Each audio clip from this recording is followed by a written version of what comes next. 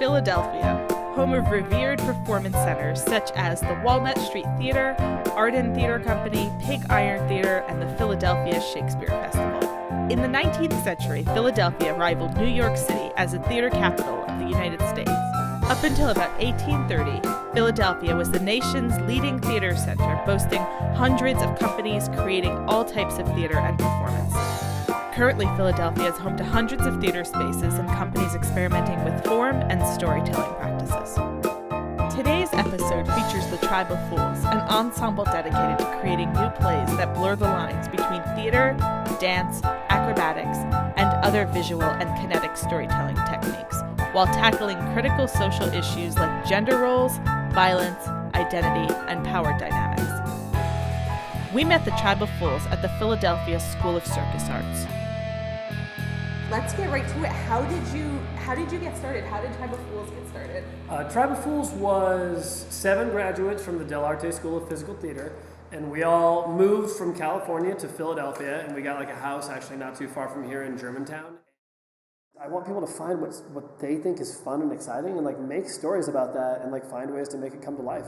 There was one woman after we did Antihero who said that she really appreciated that we made a comic book shop that had institutionalized sexism built into her experience, and she talked about how she'd gone to comic shops and she loves comics and that was a thing that she always had to wrestle with when she was there, so she appreciated that.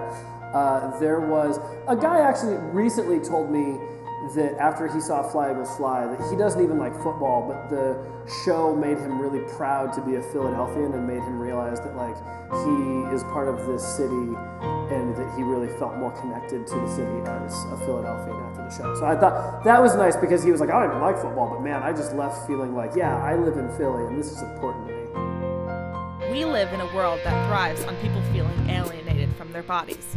Look around you. Billboards yelling at what you need to buy to feel better, skinnier, fitter, sexier, and more loved.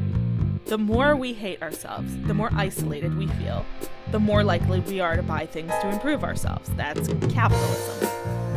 Physical theater transcends this idea by helping us recognize that our bodies are enough. Our bodies are all we need to make performance.